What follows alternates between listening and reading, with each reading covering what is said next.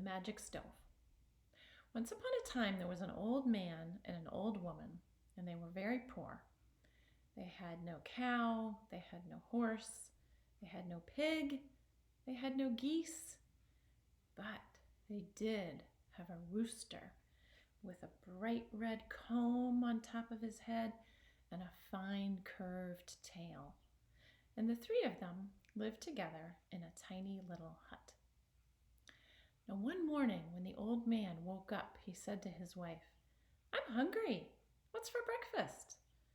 And she said, "Oh, my husband, I'm hungry too, but we don't have any food left in the house."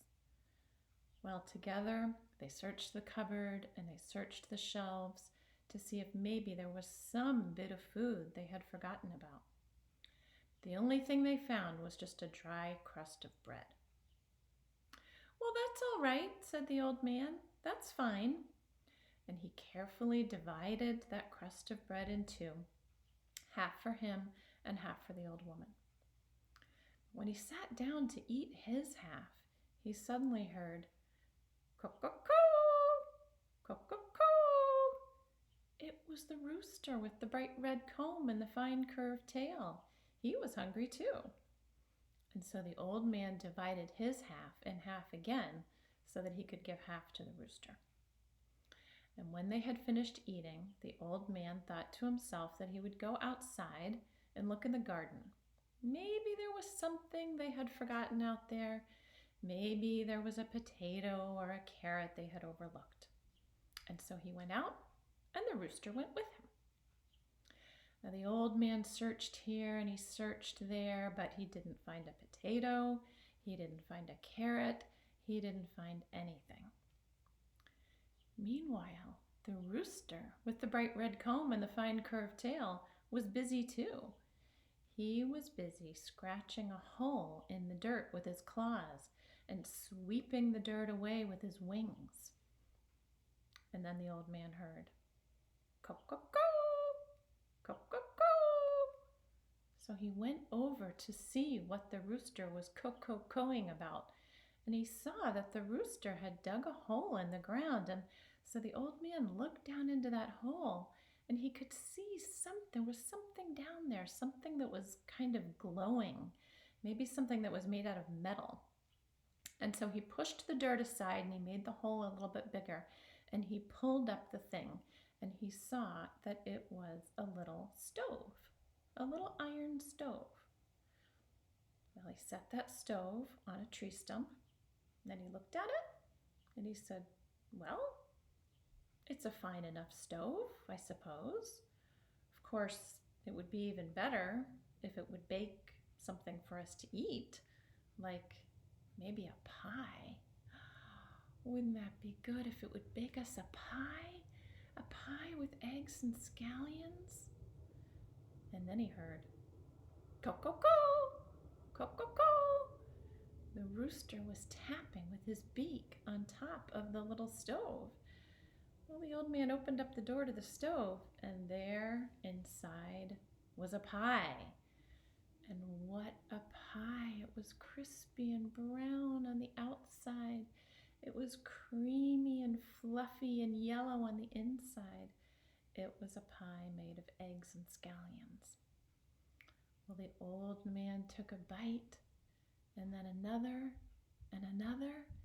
It was so delicious, and pretty soon he found that he had eaten the whole pie. And then he said, "Oh no, what about the old woman at home? She's hungry too. We always share and share alike, and now there's nothing left for her." But then he heard, "Co-co-co!" The rooster was tapping with his beak again on top of the stove, and when the old man opened the door, there was another pie, just like the first. So the old man went inside, and he kind of hid that stove behind his back a little bit, and he said to his wife, "How would you like a pie?" Well, that made her kind of angry. She said, "Don't tease me like that. You know I'm so hungry that I'd be happy to eat another crust of bread. And you're talking about a pie? Where would we get a pie?" Well, the old man opened up the stove and he showed her the pie, and she was so happy. She ate the whole thing. And then they asked for another pie, this one with apples. And they split that one, they ate the whole thing. Well, after that, they never had to be hungry again. They could have any kind of pie they wanted whenever they wanted it. Even the rooster could ask for whatever kind of pie he wanted. And so the three of them began to live like kings. Now, one evening, the old woman was sitting by the window of their hut. She was spinning thread and she was singing to herself. And then the king, the real king, happened to come riding past on his horse. Well, the old woman went out to greet him and she said, "Welcome, Your Majesty." And the king said, "Would you let me have some water? I've been riding my horse all day and I'm very tired and thirsty." And the old woman said, "Well, of course, Your Majesty, please come inside, but wouldn't you also like something to eat?" And the king said, "Well, what do you have?" And the old woman said, "Well, we have pie. Our little magic stove will make whatever kind of pie you want." And the king said, "Really? Well, what about a pie with fresh wild strawberries? That's what I would like." Now, it was late fall, long past the time for wild strawberries. But when they opened up the door to the stove, there it was, a pie with fresh wild strawberries. Well, the king ate the whole thing and he didn't say a word about it. But when he was finished, he said to the old man and the old woman, "Let me stay here tonight. It's late and it's a long ride back to my palace." And they said, "Well, of course, Your Majesty, of course you are welcome to stay with us." And they made up a bed for him on a bench by the door. And then everyone settled down to sleep. The old man and the old woman on their cots, and the rooster was underneath the oven where it was nice and warm, and the king was on the bench by the door. Everything was quiet, and then after a while the king said, old man, are you asleep?" The old man didn't say anything. He was fast asleep. Old woman, are you asleep?" The old woman didn't say anything. She was fast asleep. And so the king got to his feet and he took that little stove and he tucked it underneath his cloak and he hurried out of the hut. And the rooster hurried out after him.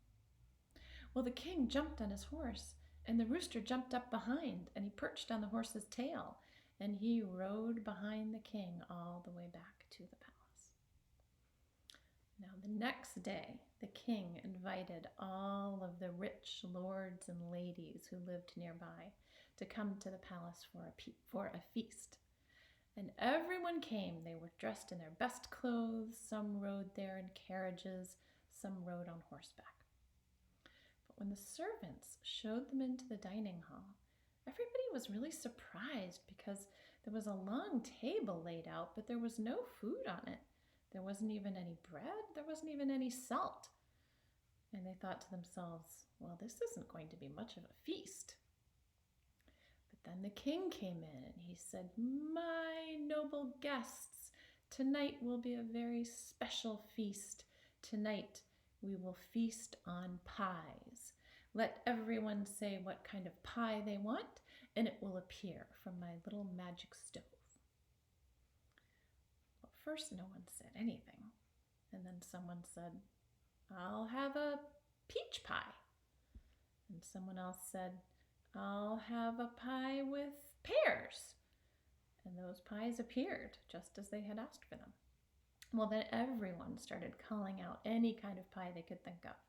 "I'll have a pie with chicken. I'll have a pie with cheese. I'll have a pie with carrots, with currants, with cabbage."